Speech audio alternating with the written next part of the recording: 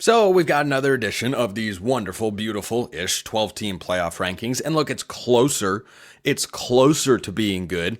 Penn State's still ahead of Indiana. Why? I'm not entirely certain. And look, I know Indiana just played their closest game of the year. It's the first time they've lost, oh wait, they haven't lost yet. It's the first time they've only won by single digits.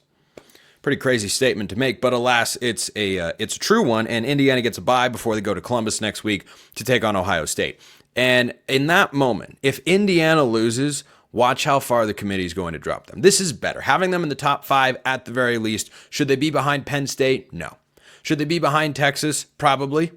Probably. If you want to judge each team solely based on the merit, ignore the eye test and everything, but the merit of what they have done this season, yeah, you'd probably put Texas up there because they're in the SEC, and I think the SEC's got more tough teams than the Big Ten does. The Big Ten, very top-heavy, but also incredibly good. Big Ten's got 4 of the top 5 teams in the playoff rankings. That, of course, isn't going to last by the end of it. You know what is going to last? The SEC is going to run the show here. So the minimum number of teams, it looks like the SEC will get into this league, or get into this playoff, rather, is 4. Before the year, I said, yeah, 3 is the baseline minimum. 4 is what I predict. 5 is probably the max. Boy, what if everyone winds up at 10-2? What if Tennessee loses to Georgia, and then Tennessee and Georgia don't lose another game? What if Ole Miss wins every game from here on out? What if Bama wins every game from here on out? And then Texas A&M beats Texas. There are going to be more 10-2 teams than anybody knows what to do with here. And it's going to be wild. It's going to be fun. And then when the SEC gets a bunch of preferential treatment, you just wait. You just wait. If that scenario comes to pass, I don't know who the first person will be, but I doubt he'll be the last to opine that the playoff isn't big enough, and this is why you need more teams, and you need to keep expanding it and just going and going and going. Because once you get the snowball rolling down the hill, it just keeps accumulating snow. It doesn't stop. You could stop it for a moment, but eventually someone's going to let it go. Gravity will take over, and there's no way to melt it either because in this hypothetical, you're in Antarctica. So I'm glad Indiana has been moved up 3 spots, that they are now one of the 5 best teams in the eyes of the committee in all of college football. I think if they win 11 games, which they will, they should be a lock to the playoff. Indiana should only miss the playoff if they lose their next 2 games. They could lose to Ohio State. They're not going to lose to Purdue. Purdue's not any good. So Indiana should be into the college football playoff, and they should get a first-round game. They should. They have been wildly impressive, even if they lose to Ohio State, which they might not do anyway. And if they were to then lose the Big Ten championship game, theoretically to Oregon, they'd get a home playoff game, or at least they should. But then you're just going to have all these 10-2 teams. And this is going to be just a really, really fun debate to have for everyone, because everybody loves themselves some quote-unquote SEC bias, right? I am a proponent of SEC bias to an extent. I have watched the SEC this year. They don't have a great team in the league. They have a bunch of really good ones. They have a bunch of good or really good teams. They don't have a great team in that league. You know how I know that? You know how I know that? Because no one is winning all the time. Everybody's beating up on each other. And Georgia looks likely to beat up on Tennessee this week. We'll see if Nico Iamaleava even plays. He's reportedly in concussion protocol. That came out after we recorded the first segment on today's show. But if he doesn't go, well, then you're going to have Tennessee at 10-2. Are you going to punish them for not having Nico in that particular game? Probably not. Would you punish them if Nico doesn't play by the time the end of the season rolls around? If he were to miss extended time? I don't know that that would happen. I'm just throwing things against the wall here because there are a lot of different scenarios. Well, we saw the committee punish Florida State for having their quarterback get injured last year. Crazier things have happened, and Tennessee would have a second loss. I'm really interested to see what they do with Notre Dame. So Notre Dame comes in at 8. And by the way, I should, for those who didn't see the rankings, the top 12 go like this. Oregon 1, Ohio State 2, Texas 3, Penn State 4, Indiana 5, BYU 6, Tennessee 8, Tennessee 7, Notre Dame 8, Miami falls down to 9, Bama is at 10, Ole Miss is up 5 spots to number 11, Georgia's down 9 spots to number 12, Boise State is at 13th. So I'll talk about the Boise State factor in just a moment, but give me the scenario where the SEC doesn't get at least 4 teams into the college football playoff. Just lay it out for me. Explain it to me. The Big Ten also in a prime position to get 4 teams into the playoff. If Ohio State loses to Indiana, are they keeping the Buckeyes out?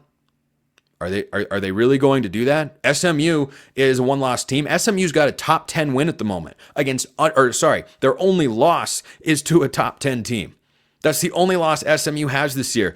And they would not be, if the playoff were to start today, they would not be viewed as an at-large team by the committee. So I think the committee's making a very clear statement here that only one Big 12 team's going to get in unless BYU goes undefeated in the regular season, perhaps, and they pull a TCU from a couple of years ago. There's certainly only going to be one team that gets in from the ACC now that Miami lost to Georgia Tech this past weekend. They go into the bye, try to work on some things, and go from there. But the ACC is only getting one team in. The Group of Five will, in all likelihood, only get one team in. Army and Tulane, don't forget about Tulane, have cracked the top 25. Army at 24, Tulane at 25.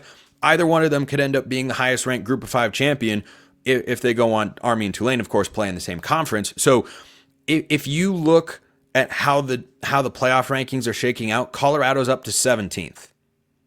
That puts a damper on something that I have brought up. I wasn't definitive per se that this is going to happen, but it was trending in this direction that, hey, the Big 12 champion might not get the bye if it isn't BYU. Well, that's not going to be the case anymore. If Colorado goes up 3 spots after last week, in which they went down to Texas Tech and picked up a solid win. Texas Tech, a respectable team. They're not ranked, of course. They've got Utah this week, who isn't any good. They go at Kansas, host Oklahoma State. If Colorado has already moved up without a ranked win to be within 4 spots of Boise State, who moved down after they won but weren't totally impressive, that makes me think a Big 12 championship game would bump Colorado over Boise State, and the Broncos or whoever the G5 champion is will have to play a first-round game, and the 4 power conference champions will wind up with those 4 first-round byes. But Notre Dame is interesting because they're sitting there at 8-1 with a loss to Northern Illinois. Northern Illinois, who's 5-4. They're not even a good team in the MAC. They're just an average, solid, bowl-bound in all likelihood. I don't want to jinx the Huskies here. They're a bowl-bound team in the MAC, and that's it. And they won at Notre Dame. Explain that to me. Explain it to me. I don't understand. There are 3 games left for Notre Dame this year. One of them's a ranked win, or a ranked opportunity, rather, to pick up a win against Army in a couple weeks. Virginia this week. Don't sleep on the Cavaliers. That's a better football team than you and I thought they were going to be this season. And then they have to go at USC. I'm not optimistic, based on how the rankings have come out every week and the favor given to certain brands and conferences and whatnot. I hope that Notre Dame losing a second game takes them out of the playoff. I hope they're not there. I'd rather have a 10-2 SEC than a 10-2 Notre Dame, whose schedule is not particularly strong, and they lost to NIU. I know they picked up a great road win week 1 against Texas A&M. But that has to be completely null and void with a home loss to NIU, Northern Illinois, directional school in the MAC. I'm not some huge anti-Notre Dame guy. I am just pro-fairness and consistency guy to make the best of this bungled playoff structure that we have come up with here in college football. That's what I am seeking.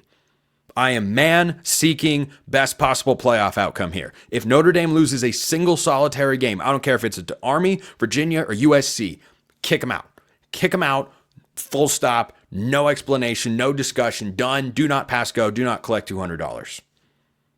So those are my instant thoughts on the college football playoff rankings. Not that I have a lot of opinions, of course.